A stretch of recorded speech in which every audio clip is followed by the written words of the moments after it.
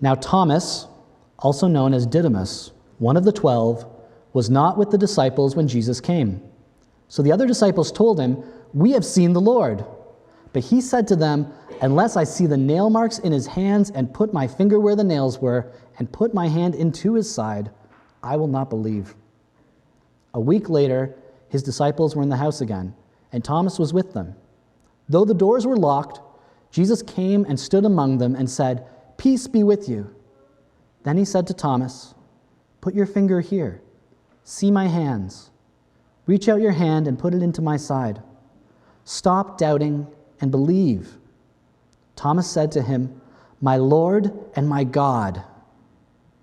Then Jesus told him, "Because you have seen me, you have believed. Blessed are those who have not seen and yet have believed." This week we are going to talk about faith in doubt. We're going to look at Thomas, who is unfortunately remembered in history as Doubting Thomas. And we're going to talk about the challenges of doubt and faith and where they intersect today. We are continuing on this Easter theme from last week, and we'll be doing this for another 4 weeks after this return of the King. We're going to look at all of the ripples through the disciples' lives and through the whole area of what happened after Jesus raised from the grave. So today we'll look at Thomas in that story. So a little background on this passage. So for the disciples, all the followers of Jesus, they just had to deal with the fact that their mentor, their teacher, their friend had just been crucified. There was disappointment, there was mourning, there was brokenness. And after having such great hope in Jesus, now there was this hopelessness after his death, this despair, this deep sadness. And then on Sunday morning, that changes for those who were there at the tomb. They go to this tomb, and the tomb is empty, but there's these rumors circulating that someone had just stolen the body of Jesus. It wasn't in the tomb, so it's a logical response. Well, who took the body? And rumors are even going around that it was the disciples that had stolen the body. So let's look at the passage. Now, starting at verse 24, it says, "Now Thomas, also known as Didymus, was one of the 12. He was not with the disciples when Jesus came. So the other disciples told him, 'We have seen the Lord.' But he said to them, 'Unless I see the nail marks in his hands and put my finger where the nails were and put my hand into his side, I will not believe.'" Thomas wasn't there when Jesus appeared to the other disciples. He heard them tell their stories, but he didn't believe them. Thomas wanted hard evidence. He wanted more evidence. He wanted to see and to feel for himself. He had seen Jesus crucified. He had seen his friend die. The image of Jesus' wounds and his death were seared into his memory. He couldn't reconcile what he saw with this story that the other disciples were telling him. Jesus' resurrection was difficult to believe for someone who knew him really well, for Thomas. It was difficult to believe. He had followed him. He had watched him die. He knew the feeling of disappointment and pain, and he just couldn't believe what the others were saying. Maybe they were just projecting their dreams and hopes on this event. Thomas doubted. And that's something I think we can all relate to in one way or another. In some ways, at one point or another, doubt plagues all of us. It means, when we doubt, it means to be uncertain about something, to think of something as questionable or unlikely, a feeling of uncertainty about what's true, to hesitate in our belief. And the biblical word that's translated in doubt or unbelief really just means distrust. The opposite of trusting, the opposite of having faith is this Thomas's doubt. It can be difficult to believe when we can't see Jesus. I mean, the other disciples, it was easy for them. They had seen. Thomas didn't. And for us, it can be really difficult when we can't see Jesus, when we can't touch Jesus, when we can't experience, when we're not experiencing Jesus in our lives. We're not experiencing Jesus' touch in our everyday lives. And it can be difficult. It can be hard to have doubts. Especially at a time where so many people seem so certain in what they believe? How can we express our doubts to people who are completely 100% certain and there's no crack at all in what seems like their faith? So many other people can see Jesus. They don't doubt Jesus, they just believe. And sometimes it can feel like we're left out when we doubt. Like everyone else has things figured out and we don't. It can feel like we're not able to express our doubts. There's a feeling sometimes of shame, like we're not as good as those other people. As if having doubts means our faith isn't as strong or as worthy as someone else's. So we put on a mask. We do this all the time at church or around when we see other people. Oh, how are you doing? Oh, I'm doing great. How about you? We put on a mask. We pretend everything's okay, that we're all happy and nothing is wrong. So no one can see our hurt. No one can see that we have doubt. For many people who leave the church, it's not their doubts that lead them to stop going to church. People don't leave the church because they have doubts. They leave the church because they think they're not allowed to have those doubts. They're not allowed to express those doubts. But we don't have to be alone in our doubt, in our fears, in the times where we feel it's tough to have faith. We are surrounded by a great community. And I truly believe that this community here is filled with loving, caring, understanding, gracious individuals. God does not abandon us when we doubt.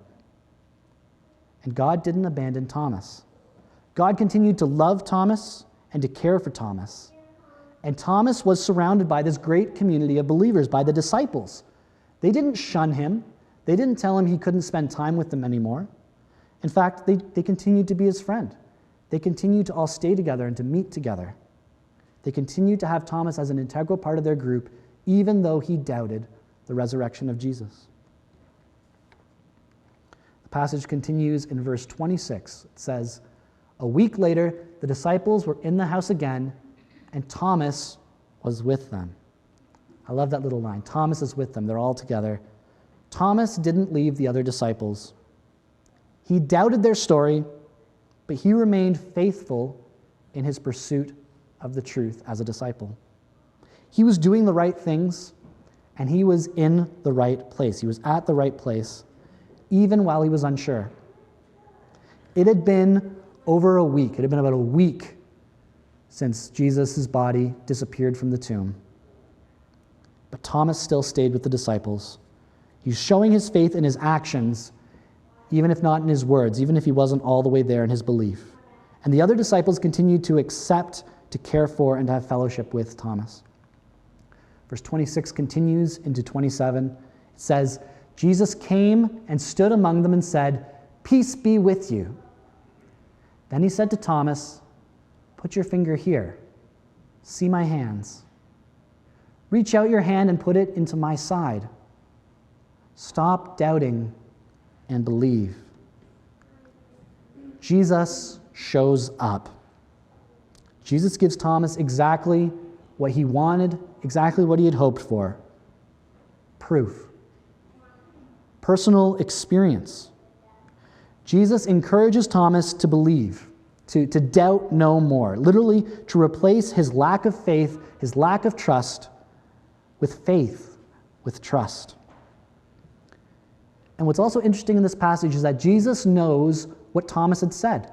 Jesus knows that Thomas said he needed to touch, he needed to see for himself, which shows us that even when Thomas was with those disciples and couldn't see Jesus, that Jesus was right there with them, that Jesus was right there still caring for them, loving them, and cared for Thomas's questions, cared for Thomas's doubt.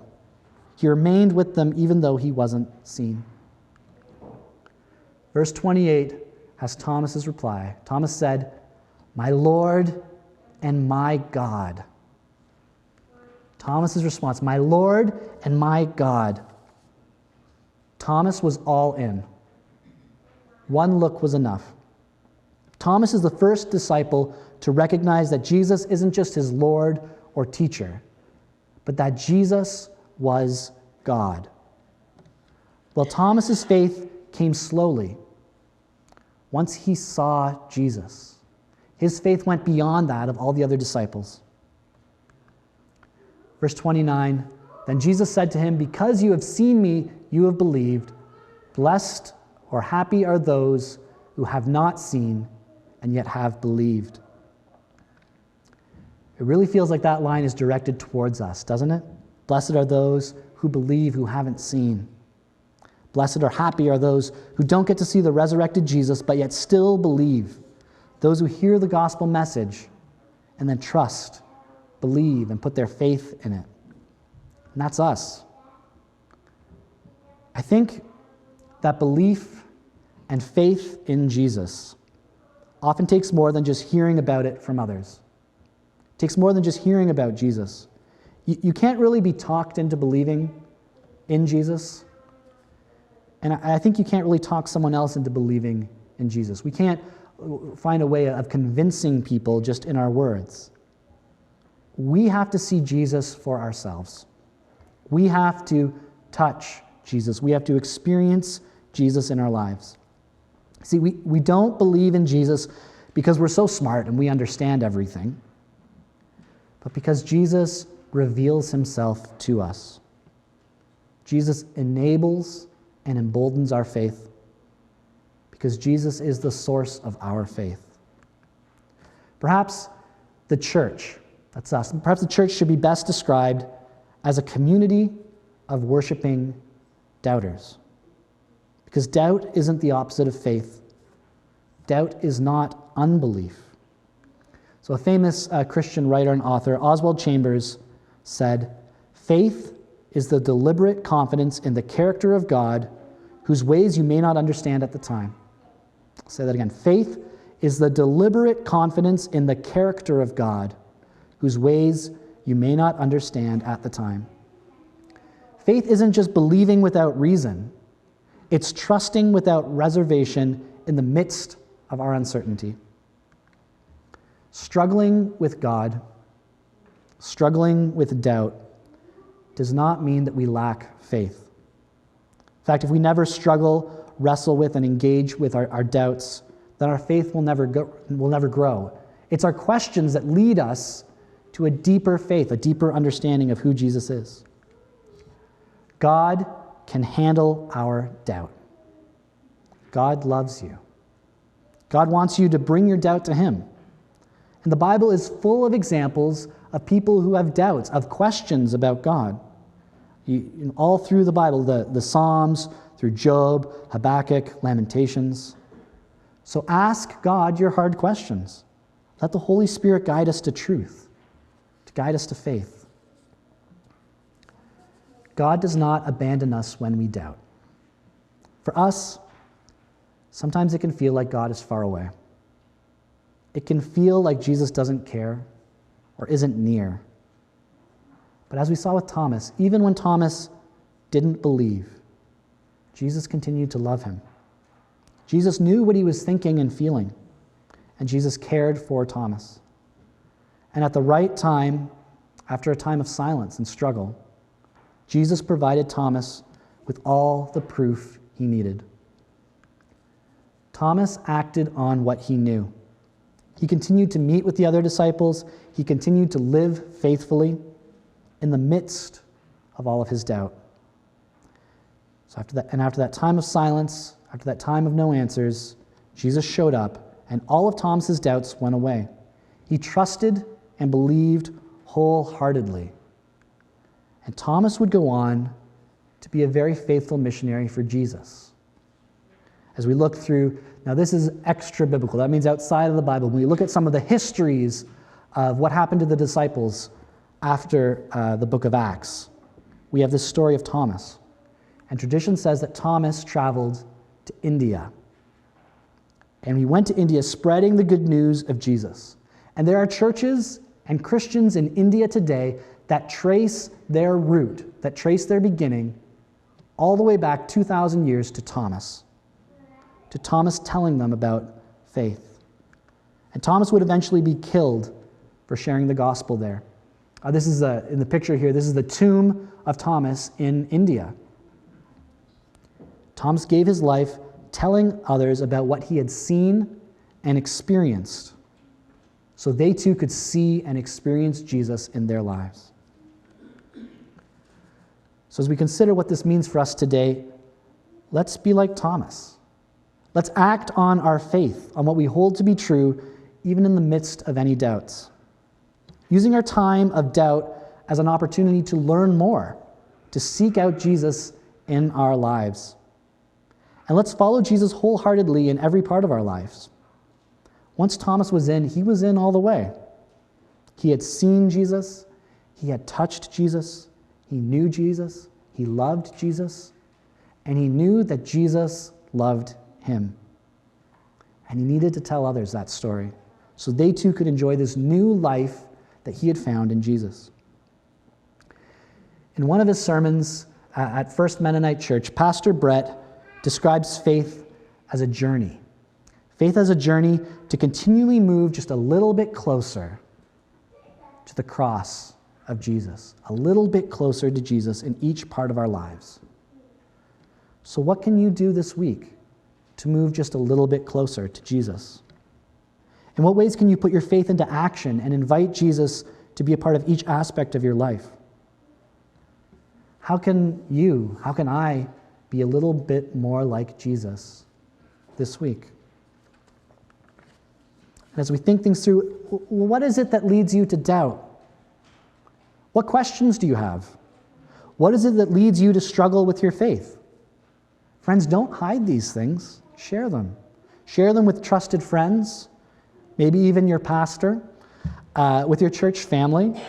And let's consider these questions together because questions help us to grow. I mean, when I think about my questions and the questions that I've had about who Jesus is, what it means to be a Christian, to follow in his ways, I was able to question a religion that tended to be more legalistic. I grew up in a more legalistic tradition. And by questioning those things and going back to the Bible, by looking at the Gospels and who Jesus was and what Jesus said it was to follow him, I was changed.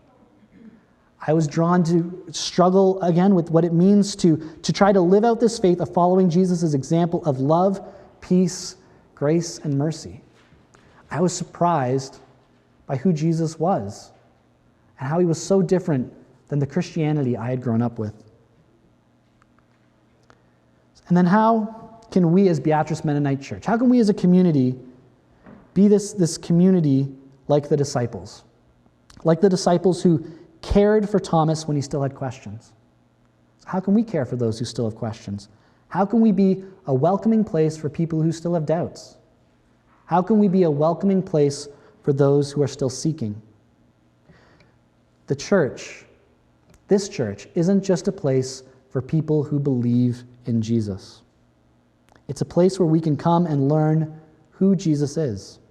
It's a place where we can come and learn what following Jesus looks like. It's a place for people who have questions to come and hear, see, and experience the good news, and to meet Jesus in their own lives. So let's be a community of faith where doubt is welcomed, where we can ask those hard questions together, and where we can work through and consider difficult things together. It's okay to have doubts.